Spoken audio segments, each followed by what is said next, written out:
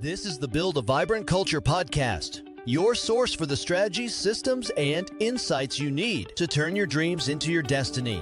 Every week, we dive into dynamic conversations as our host, Nicole Greer, interviews leadership and business experts. They're here to shed light on practical solutions to the challenges of personal and professional development. Now, here's your host, a professional speaker, coach, and consultant, Nicole Greer. Welcome, everybody, to the Build a Vibrant Culture podcast. My name is Nicole Greer, and they call me the Vibrant Coach, and I am here with another amazing guest. I have Lisa Even on the show. So let me tell you a little bit about her. Lisa knows that leadership isn't about metrics or perfect PowerPoint slides. These decks, so many decks we're putting together. It's about creating a culture where people show up. They want to come to work. Can you imagine that? And they want to engage and they want to make an impact, a little dent in the universe, right? And early on as a leader, she realized that doing all the right things wasn't enough and redefined her approach to focus on connection, shared ownership, and creating a good ripple effect. And if you're on the YouTube, she's got the cutest little poster over her left shoulder. From her first job at a cafe serving farmers and truckers to leading multi-million dollar budgets in corporate America, Lisa has developed actionable strategies and practical frameworks that help leaders and teams foster presence, build connection, drive engagement, and build team culture, what I like to call a vibrant culture. And through her podcast, Have Good Ripple Effect. Did you write that down? That's the next podcast you're going to listen to. Good Ripple Effect. And her book, and look what she sent me in the mail. If you're on the YouTube, you see I've got the book. She sent me two, and I paid one forward too. My good friends, you know I love you HR folks out there. To the SHRM, the last SHRM I spoke at. Her book is called Joy is My Job. So, like, pause. Did you know that joy was your job? Lisa inspires individuals and teams to realize that they happen to the world. It is not the other way around. Oh my gosh, she's talking about locus of control. We should talk about very fancy psychological things today. So she says, hey, come work with me. My work empowers leaders to create cultures where purpose, productivity, and profit prevail together. So if you would like the three P's, purpose, productivity, and profit, and prevailing, you're at the right place. So welcome to the show, Lisa. I'm so glad you're here. Yes, hello. Thanks for having me. Yeah, absolutely. So again, today, this is going to be what we do. You know, we do little book reports. Joy is my job. This is Lisa's book. So how does it feel to give birth to this little book right here that is so awesome? Like this is a thing, right? I know it's kind of funny because when people say, "Oh, you're an author," I have to look at them and think, I just wrote a lot of things down that I hope the world goes out and does. And Right. so I wouldn't consider myself this amazing writer per se, but I had a really important idea I wanted to share. Yeah, that's so good. And hey, listen, if you get the book right in the beginning, not only do you buy the book, but then she gives you a free gift, right? And if you want to right now, you can go to www.lisaeven, lisaeven.com/ free joy. How many of y'all would like some free joy? All right, so don't miss that right there in the book. And we've also given it to you right here. So, first of all, in your book, you say that joy comes from hard stuff. What do you mean Yeah. when you say joy comes from hard stuff? Talk about that for a minute. Well, at least in my case, it started with a couple of different things. I had a few family members pass away really young. And I think that kind of kicks me in gear and says, oh, life is really short. That's right. And then, you grow up and you think, okay, now I've got jobs and responsibilities. And then you throw in a house fire due to lightning. We had lightning strike our home at No. 3 a.m. And I remember looking at the burned pile of things thinking, oh, like what now? And it really kind of kickstarted this journey to joy where my husband and I looked at each other and said, I think joy is not coming our way. We have to create it ourselves. If you wait for joy to find you, you're going to wait forever. So that's what we've been on a mission to do. And it spilled over from personal life into work life and the culture of my team. Yeah, that's so fantastic. I don't know who passed away in your life, but I relate. My mom passed away when I was just really itty bitty. And then I had these five aunts that I was passed around to, you know. And somebody could look at that and be like, what was that like? And I'd say, chaotic. But like, I never met a Yeah. stranger. I got a lot of resilience. There's always a lesson to learn in there that you can turn around and share with the whole world so that they don't have to learn the hard way. All right. So I agree. Mhm. We happen to the world. The world doesn't happen to us. We stand in choice. I love that. And I think that choice is really the first part of your book, which is where you say joy is a mindset. Like, can I just pick joy?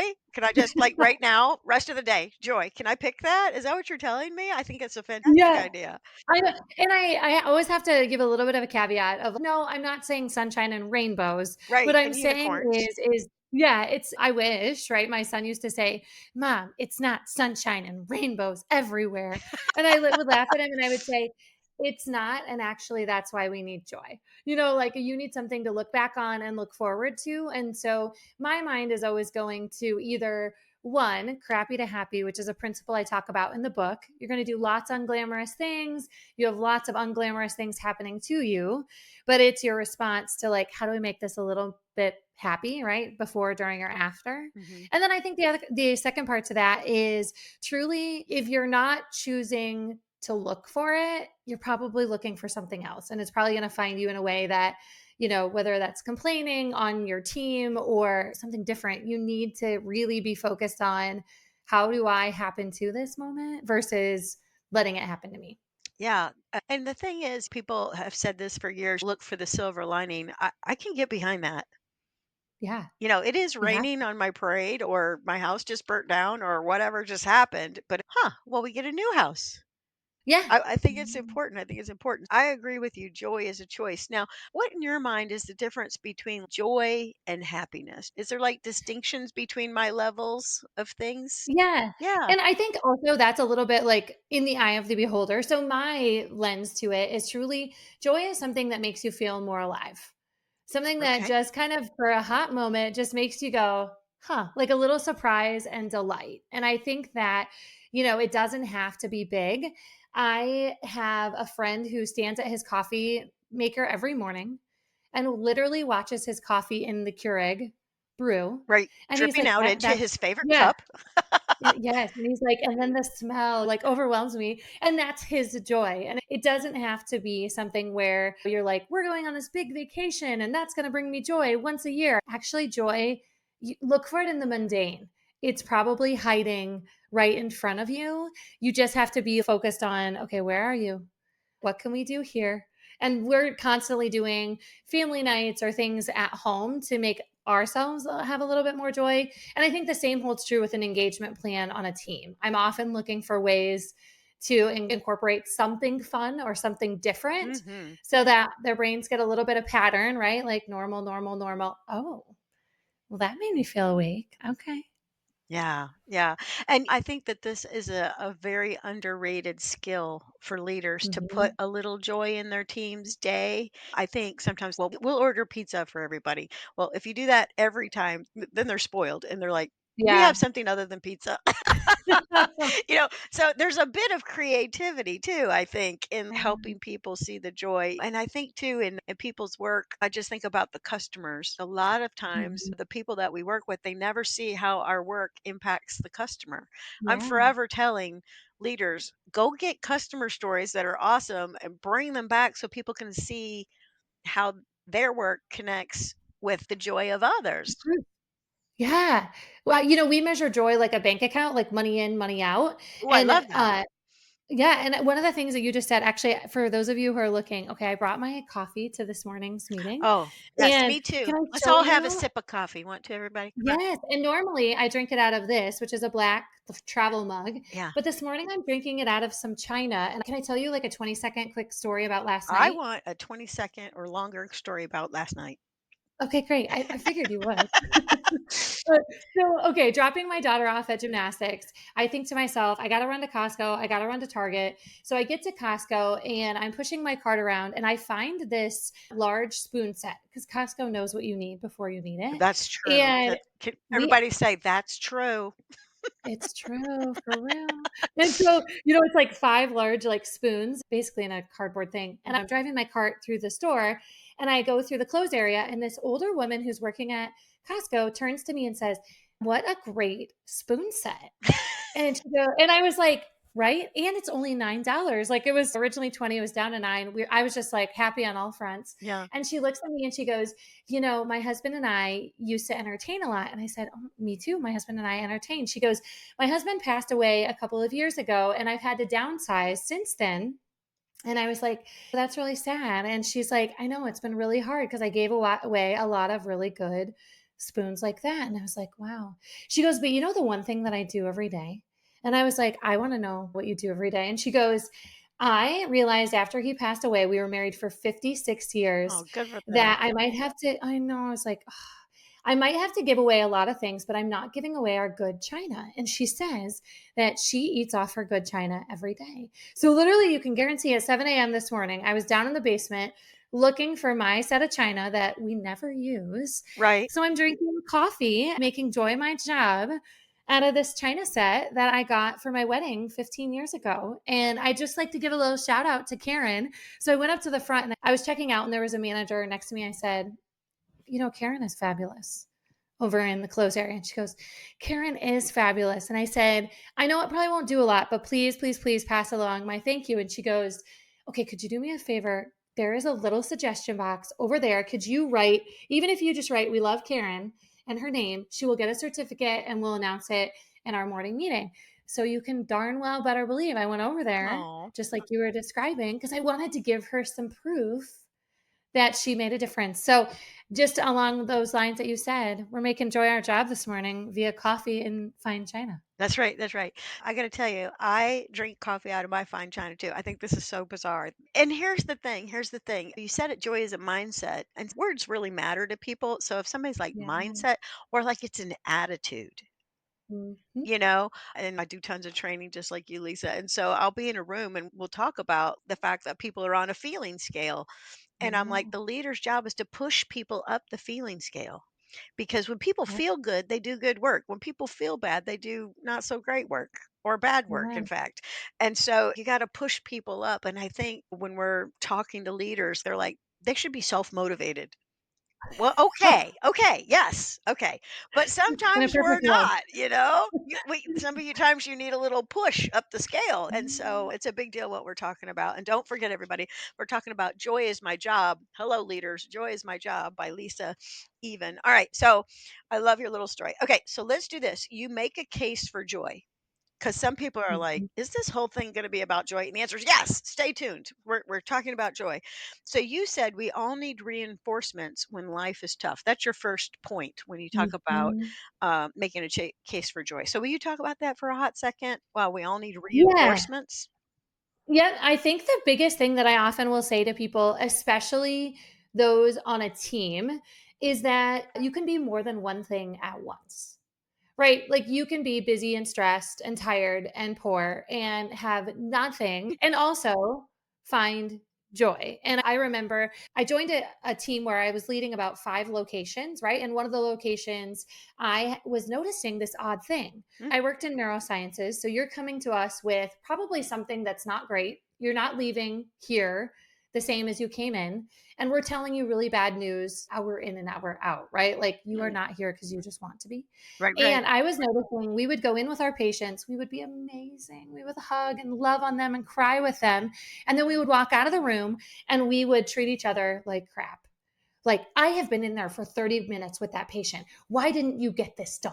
Right? Like they would scold each other. And as a leader, I'm watching this because I want to see, like, oh, is this our normal? Is this what we do? Right. And so I watched it for a few weeks. And then in my one on ones, I often like to ask kind of unique questions. And I was like, are we too busy to be friendly? Like, are we too Oh, busy to be everybody write friendly? that down. That's Yeah. so good. And the tone matters, right? Like, can't be like, are we too busy to be friendly? It's more just like, almost like, just as if it was in the wind. Are we too busy to be friendly? I asked 20 people and I got 8 yeses. And here's the key. I Don't did not miss that, react. everybody. I did not react because you don't want to throw it back at them. I was just like, wow, that's so interesting. And Too busy to be sad. friendly. Mhm. Uh-huh. And sad. And so I took a couple weeks because we don't always have to do everything at once. And I started to gather some stats and I went back to the team in our smaller groups and I was like, hey, what if we could be busy and friendly? what if we could be two things at once? And I think joy along the same lines is my grandma used to say, you're never going to be skinnier, smarter, or prettier than you are today. So you might as well do it now. And I was always laughing because I'm like, you're so right. Like today is the day Seize the because day. we're just getting older. So I think that to your point, the case for joy is that you will always be more than one thing at once. And really, you have to choose it. And once you start choosing it, you'd be shocked at the fun that you will have. It's like taking life seriously and not seriously all at once. That's right. That's right. And sounds like you are doing very important supportive work for people. So I want to say that before I say this next thing. But a Yeah. lot of times I'll go places and they're making a widget of some sort, Mhm. like in a production thing. Yeah, And it factories, yep. Yeah, and it's important to make the widgets because people need cabinets and they need hinges for their cabinets and they need cooling systems and all the different I'm just 100%. rattling up welding things welded, all the customers that I'm thinking of popping in my head. But like, why are we so uptight? I mean, we're just welding things. It, Right? we've got fire, It's we've got protective equipment, we got PPE, we got a break room. I mean, it's ah, great. Just weld, be happy. So I agree with you. It is a total choice. All right. Now, the next thing she says in her case for joy is there are no do-overs. What do you mean mhm. by a do-over? Is that back to what grandma said? Yeah, I Well, love first of it. all, what's your grandma's name? Her name was Alice. Oh, don't you love a gal named Alice? Mine was Myrtle. I think Alice and Um, Myrtle right? probably cut from the same cloth. Anyway, all right. So, I so love what? it. There are no do-overs. What are you thinking there? I think that is a reminder, almost like something I would tuck in my pocket to be like, you really only get one shot at each moment. So why let any moment pass that isn't worth having? And it's not Right. necessarily a lecturing thing, but more just like, oh, I only get this day once. So for me, I often will set a timer of, okay, I'm going to be cranky for this long. And I literally set the timer. And then when the timer goes off, I look at it and I think, well, I can either choose that or I can choose something else. Let's go. And I think that that has kind of been a way for me to hold myself accountable. It's also a great tool for teams to be able to say, hey, you don't like this PTO policy decision or what have you, set a timer. You could have that feeling for as long as you think that you should.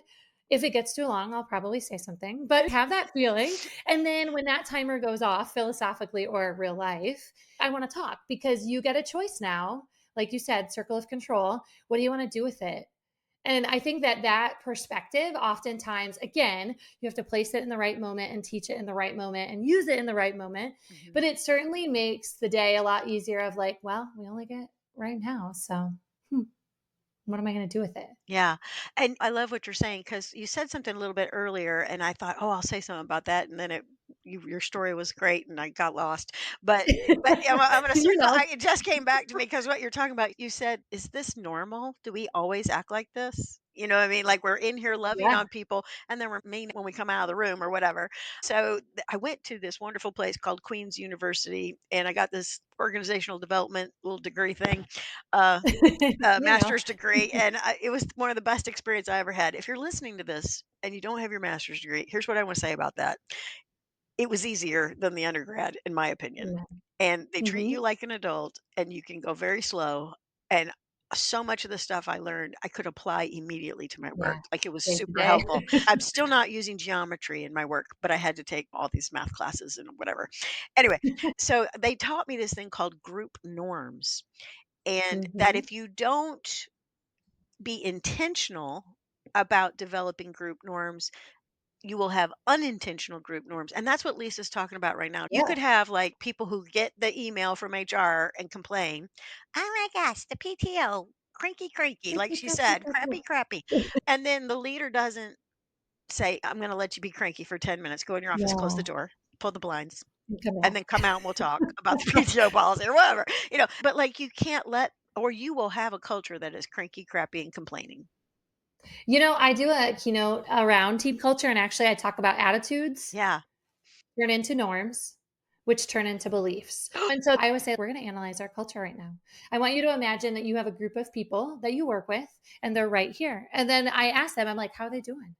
Like, how are they doing? Are they happy? Are they sad? Are they mad? Are they complacent? Are they complaining? Right. And then I kind of say, okay, now let's think about what they do every day. What is normal for you? And I'll give them some examples. And one of them is maybe we walk out of a meeting and we say, well, that could have been an email. I don't know why we're meeting. Right. If that's the norm, if that's the usual for you, that is your culture. And then I'll say, okay, but what about your beliefs, like those deeply held things? Maybe a belief is, well, it's always like that around here. Yeah, printer's always broken, right? If they start to believe it, that's your culture. And so I love the examples that you were giving because it truly is. Attitudes turn into norms, which turn into beliefs. And we actually do that in our family as well as at my team. If there's a norm that pops up in our family where I'm like, oh, my kids are having too much tech time, I have to notice that and then be like, okay, well, what do I want to do about it? And how am I going to get people to do different things without going to them and being like, you can't do that? Like there are so many moments that you have to shift the norm. That's right. That's right. Yeah. And the leader has to have the inspiration on the inside of them, which I think underneath inspiration is like the joy to say, I can Yeah. come up with something. The finesse. It's Yeah. like building the finesse muscle of like, how can I finesse this Right, a right, bit? right, right. And I don't know if you hear this, Lisa, but I hear this all the time. It's like these young people. And I'm like, you used to be young and not know anything either. I mean, like people don't know until you teach them. They don't know until you show them. They don't know until you inspire them. So the leader Yeah. has to get busy. Absolutely. All right. So the third one in here, the case for joy is contagious. And I love that. And I think it's so true. It's I wonderful. I think contagiousness, I always say like with a grain of salt, right? You're not going to go to someone who's having the worst day of their lives and be like, "Good job, Sally." You know what I mean? But in general, I often say the energy that you bring into the room, we bring the weather, right? Have you ever Oh, yeah. seen someone Stephen walk into Covey. a room? Yes. Oh, yes. If you walk into a room and you're cranky, that spreads. And so as a leader, I often think, am I checking my emotion first? And if they're having an emotion, I don't have to have that same one. And I don't have to go to the extreme other one either. If they're angry, I'm not just like, yay, team. But I just really think that being in charge of your energy and how you're showing up matters. And so if you can be a little bit contagious or at least encourage in the moment of this is hard and we can also have a little joy. If you start to build people's thought process to that, it becomes a habit. And that was the habit that I was looking to create. The norm was, okay, so what do we want to do about it? I worked for an organization of 70,000 people. There were darn well things that we didn't get to pick every day because every time a rule came out, it was for 70,000 people. But it was our response to it that really made a difference and made people engaged in a way of I can either do something or I can let it go. I have a choice. Yeah, absolutely. This is the second time you've kind of said that, and I love that. It's the stepping back or stopping or Mhm. pausing or something right there for a Yep. moment. So we would call that in the world of emotional intelligence, like awareness. Like I'm getting the Yes. awareness around. Oh, I have a choice right here. And there's a Yeah. book, everybody. I think I just talked about it a couple podcasts back, but here it is again. I'm going to share this. Everybody needs to read Man's Search for Meaning. Write this down, people. Man's Mm. Search for Meaning by Viktor Frankl. He's got a little phrase in there that he says, there's a moment between what we, I'm not getting it right, but like between what we receive and how we react. He's like, there's this little Yeah. teeny tiny moment. And so stop in your moment for a hot second before you react. And here's the other thing. Lisa, what do you think about this? I tell leaders all the time, if you're in a bad mood, you just gave permission to everybody else to have moods. 100%. And I think that there's almost like an accordion, right? If I'm going to be really far out with the accordion, my arms are really wide and I'm really feeling that emotion big, where do I need to be doing that? Right? I don't need to be doing that in our team meeting or in my pod of people that I work with. There are times where you will have a mood. And so be intentional of where that mood occurs. If you walk out of a meeting and you're like, I'm furious, I'm like, that's an okay emotion to have. Again, hopefully you're not going to have it for long, but where does that need to show up? And I think that a lot of times leaders either kind of shut it down completely or they're just like, we don't have it. I'm like, no, no, you will. You will have those moods, but where do they show up? Where do they happen? And then how do you quickly shift your perspective to be like, okay, I'm not loving this. Yesterday I was cranky. Today I'm back at it. And so I think, yeah, there's a space and a place and knowing that what you put out there will probably be contagious. And sometimes I'm like, even to my spouse, I'm cranky right now. I don't want to, I can't do that because I'm going to make you cranky. I just need a moment by myself. And I remember when my kids were little, I would sit in my car for a minute, and that's where those moods would occur. Like my kids are driving me bonkers. I just need to sit in my car for 2 minutes. And then I'm like, hey, I'm back. Here I am. That's right. That's right. So let's figure out whose toy is that. Let's see. Yeah, exactly. Right. Right. Yeah. And it doesn't really change, but there's still territory and this is my Almost like in the department and all that workplace. stuff is at work, right? Yes. Yeah. Yeah. 100%. Yeah. Okay. All right. Are you ready to build your vibrant culture? Bring Nicole Greer to speak to your leadership team, conference, or organization to help them with their strategies, systems, and smarts to increase clarity, accountability, energy, and results. Your organization will get lit from within. Email her at nicole@vibrantculture.com and be sure to check out Nicole's TEDx talk at vibrantculture.com. Okay, so we're going through the case for joy, why you should pick joy, why you should actually be like, I'm going to strategically insert joy in my day and in my group norms and my team and my company. You say, I'm a better human when fill in the blank. I love this. This is like an exercise. I'm going to say, Lisa taught me to do this with people. When are you a better human? Right. So, talk about Yeah. that little fill in the blank thing. I love it. Yeah. Well, I think oftentimes our mind quickly goes to all the things that we have going on or all the things we need to get done, which is great, but that doesn't actually tell me when you're a better human, right? Like when I have a little bit of laughter, when I have a little bit of enjoyment, I'm actually a better mom, a better leader, a better team member. And so if you think that joy isn't a productivity or even a profitability strategy, it actually is. Mm. Right. So I am always carving out time and space and places for when can I have 5 minutes here, 10 minutes here of that? Because I know I'll turn around and be more productive 10 minutes later. And I think burnout's a real thing. Oh, I do. And I'm like, you're probably burnt out because you're not having enough joy. And Right. if you had a little joy in the bank, you could take some money out and then you'd actually be productive. And so sometimes it's a matter of that. And again, I say that lightly with there are a lot of things going on and you can find joy. You can still grab it out. And it's your personal preference on what that looks like, whether it's football or comedy or taking a bath, reading a book. You can find joy and then you'd be shocked at how much of a better human you are after. That's right. That's right. And this is not just talk. It's also scientific, right? If you make me laugh, I have all sorts of good neuropeptides going through my body. It's in Yep. your bloodstream. It goes all the way around and like you literally get physically Yeah. happy, you know? I mean, Yeah. it's like the best drug in the world is to be happy and to find joy. So I think it's really important to understand all that. All right, on page 27 you have a great quote, and I don't want everybody to miss it because we've made the case for joy, but now we want to think about creating a joy mindset or attitude. And you Yeah. say it's impossible to curate joy 24/7. So don't miss this. Lisa's not saying be some Pollyanna.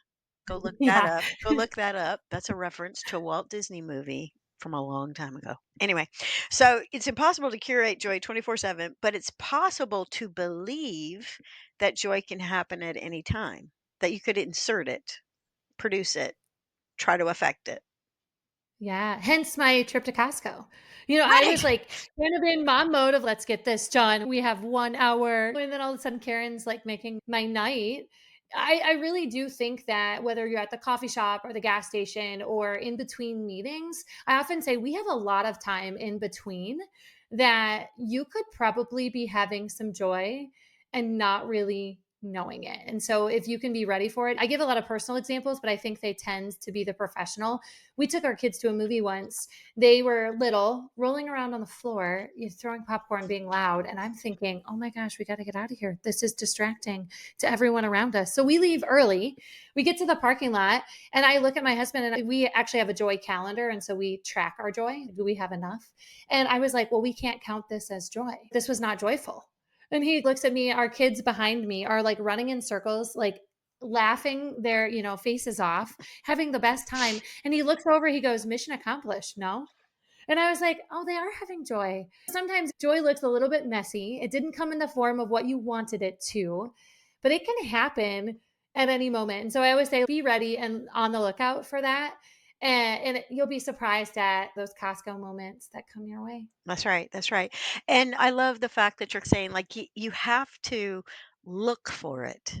There has to be a seeking or a Yeah. desire for it, maybe. Yep. Yeah. Yeah. I always say one of the first orders of business is desire. Desire, permission, and belief. Those are like the three keys to it. I do a large keynotes, so I'm on stage, right? I don't get to interact as much. And then I'll do workshops a lot of times directly following. And I had a woman raise her hand and say, I have enough joy. Thank you. And it was my favorite moment ever. I literally, with the microphone, was like, "This lady does not know who she met." Right? And I walk over to her and I was like, "Tell me about that." And she goes, "Well, I have enough of it.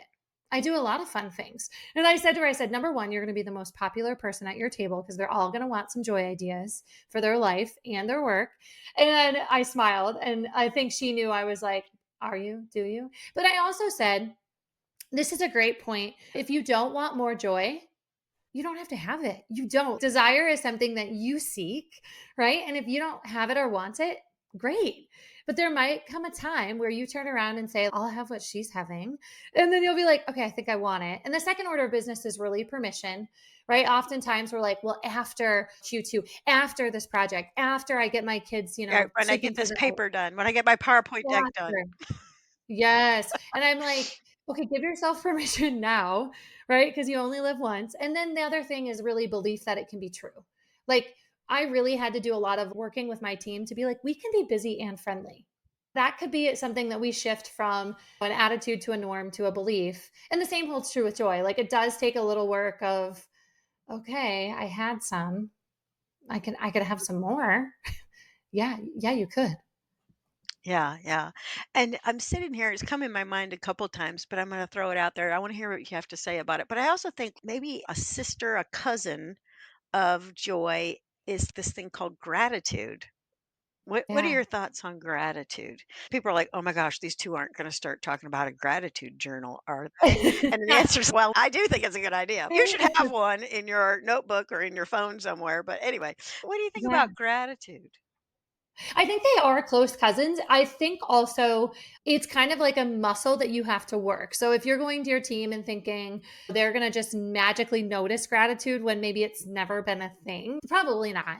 But I also like to point things out just so people notice, right? For my team, a lot of times I'm like, one of the things I'm really grateful for is X. And then they're like, really? And I'm like, yeah. That's a really important thing. For example, we had an incident. I call it an incident, but it was like I was just It joining my was a team. thing. Yeah, I show up at this location. There's a team member who's worked there for 35 years, right? I've been there a week. She's worked there for 35 years. Uh, And I walk in the break room and I walk in on her giving this rousing speech to two other team members. Her back is to me, so she doesn't know I'm there. yeah. And she's giving a rousing speech about how the ice machine, because in healthcare, ice machines are God, that it has gone away. And I can clearly see on the counter the ice machine is gone. And she's giving a speech about how this is symbolic for the fact that leadership does not care about us. And they are making Oh, budget cuts left and right. And I have been here for 35 years and I have seen it all. And I'm like, again, I don't have to have the same emotion as her. So I'm just getting curious. Yeah, I want to hear about this ice machine. What do we got? Right. And she's giving a rousing speech. And I'm thinking, geez, I'm kind of getting roused up about this ice machine we need a dang too. ice machine. Yeah. And the two people that are standing there giving her the eye, like Lisa's right there. Like she is right there. But she is And hijacked by her yeah, amygdala, and she's giving her speech. she is proud and ready. And she turns to me and she goes, oh, hi. And I said, okay, I'm new here. Finish your story about the ice machine. I really do want to know. So she finishes. And I said, well, I'm new, so I don't know where the ice machine went, but let me find out. And instead of being angry, I got curious. So I went to the front desk where my administrative assistant sat and I said, Angela, where's the ice machine? And she goes, oh, it's getting cleaned. It'll be back tomorrow. And a little part of me was like, whew, okay, bullet dodged. But it goes to show that you truly, truly, truly sometimes are like, this is a sign. This is what I believe. And I went back to her and I said, hey, good news. The ice machine will be back. We hung a sign.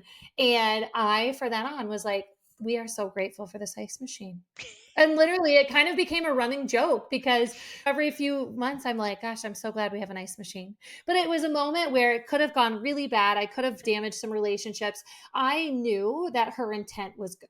She wanted leadership to do better. She wanted the organization she worked for to be good. It wasn't her belief in that moment, but I was there to help shift that. And then we turned it into a bit of like funny gratitude along the way. So you can be grateful for like very simple things like flowers and candy and things like that, or you could be thankful for the ice machine because you know that it's super important. Who has However, an ice machine in their house? What would you do without your ice machine? I You'd be up a know. creek. And if you've traveled to Europe, Yeah. I really love my ice machine. Yeah. You know, Right? it is a whole thing. It is a whole thing. Yeah. Oh my gosh, it's almost the top of the time frame that we have, and I'm just having the best time hanging out with you. You've got in here though this one thing. I want to talk about barriers to joy because I think people listening to this might be like, okay, ladies, you've made the case, right? It's a choice. I get Mhm. it. But I have stuff in my way. There are barriers in my Yeah. way. And you actually have a little acronym, and I love an acronym. So it's joy, justification. This is a barrier. I better write this down. Justification. It's a barrier to joy. The things we tell ourselves on why we cannot have more joy. Okay. Then O, Okay. obstacles, the permission and perspective we need to overcome. And then your turn. List out the ideas on your joy calendar. And you can get the joy calendar. That's the free download. So help people kind of think about how could I'm a pessimist. How could I ever be a joy girl or a joy guy? Yeah. Well, I come from healthcare and we measure everything, right? So I love data, right? And so I kind of track it back from that. I want proof in the pudding. And so I often will say, what are you catching yourself saying? Well, I can't do that because whether it's sleep or money, maybe it's even emails. You're like, I have too many emails. I cannot stop and take 10 minutes to go on a walk. And I'm like, yeah, that's the justification. That's the story that you're telling yourself. So, first, understand that. And then I think the obstacle oftentimes is we think that it has to be something grand and it has to be all or nothing. And I'm like, no, I want 10 minutes 2 times a week, right? To really find that joy. So I give 7 or 8 barriers in the book and then I give some ideas around it. So if you say my barrier is by the end of the day, I am too tired or I'm too tired at work, I'm like, okay, well, you're awake all those hours. So don't like add it on, slip it in between. And things like money, I often will say my brain gets awfully creative when I don't have money to spend. And I actually started a social committee in my work world. And I literally, from my own pocket, gave them 20 bucks each month. And I said, what can you do for $20? And I said, this is an experiment that we are going to run because they're like, well, we can't do fun engagement things. We don't have all the money. And I was like, I'll give you $20. I would be interested to see what you can do with $20. And they were pretty amazing. And actually, one of them went and got something donated. She's like, I went somewhere and said, we're doing a social committee and I got a donation for our joy. And I was like, wow, that's pretty darn amazing. And she goes, and it was a really nice donation. So I always say there's a way. You just have to get a little bit creative. And if not, if you're like creativity is actually my barrier, I always say look online. There are some pretty amazing things that you don't have to come up with all the ideas yourself. You just have to say, I don't actually have to be the creative one. I can let the internet or someone on my team do that role. Because I had one person, she was truly like an inspiration when it came to party planning and things. And I'm like, I like to go to a party. I just don't want to plan the party. She's like, all right, I'm on it. I'm like, perfect. And off she goes to the Costco to have another joy Yes. experience. That's Yes. great. That's so True. fantastic. All right. If you go on page 51 in her book, she's got a list of joy ideas. The other thing I love about your book is like how to do this in your home. Like you're talking a lot about your family. You've talked a lot about your family on Mhm. here. And I think that our family of origin really informs how you Yeah. handle joy and happiness, you know? So if you come from a home where mama was sad and daddy was mad, that's going to be something you're going to have to rewire, Uphill. Yeah. in your brain cells. And so don't miss out, everybody. It's joy is my job at home, in your marriage, and definitely at work. I love it. Okay. All right. So we got about halfway through this thing, but I'm going to tell you, it is so good. I want you all to go get it, get the book, and take a look at what you might be able to pull out of here and just slowly integrate into your team, into your department. If you left us us with one last nugget, like, oh, she didn't ask me that question. I was going to say this. Do you have a thing that you just are like, hey, Ooh. everybody, listen up. Here's what I want you to I really know. I would say that if you can get other people involved in it, it is a blast. We do this with our friends. If you can get other teams at work to get involved in it, you would be so surprised at what people do with it. I've gotten cards in the mail that said, "Hey, I attended your session and I'm not getting a divorce." I went home and I said to my husband, "All right, we're putting some joy dates on the calendar." And she's like, "It changed my marriage." And then I've got other people who it's taken them across the world because they reached out to an old friend and said, "Hey, my first order of business is I'm supposed to make joy my job. And the book says I should do X." And so get people involved. We went to a Bridgerton ball in Minnesota Oh my gosh. What because did you of wear? what Send me the picture. oh, I wore the gown. I know. I had to wear the gown. And, you know, it's just surprising that we got our friends involved. And then they were like, "Hey, I know you're all about joy. Do you want to come up to Minnesota for this Bridgerton ball?" And I was like, "Yes, yes, please." Yes. Right. And And I'm going to do other, my the one hair other, this big. yes, exactly. The one other thing I will say, and I could talk about joy all day, is jump in someone else's joy. My husband's joy looks very different than mine. He loves football. Once a month, I sit down and I watch a football game, and he tells me all the stats from all the players of all the things. And all my job is to do is nod and smile. And sometimes I'm just like, I am now joyful because I am in your joy, and this brings you so much joy. That's And right. And there's probably it's like amazing. snacks when that's happening. So there you go. Yeah. Yeah. So get other people involved and get in other people's joy and report back. I want to hear. Okay, fantastic. All right, if they wanted to report out to you, how would they send you a report? Tell us how to find where you are.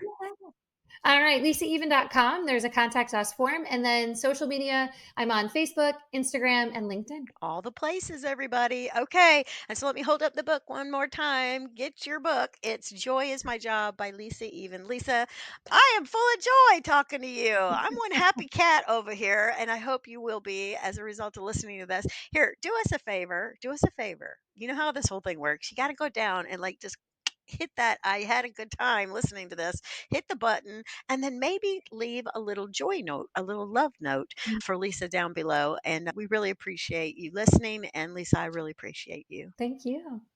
Thank you for joining us on this episode of the Build a Vibrant Culture podcast. If you found value in today's episode, please take a moment to leave us a review on your favorite podcast platform.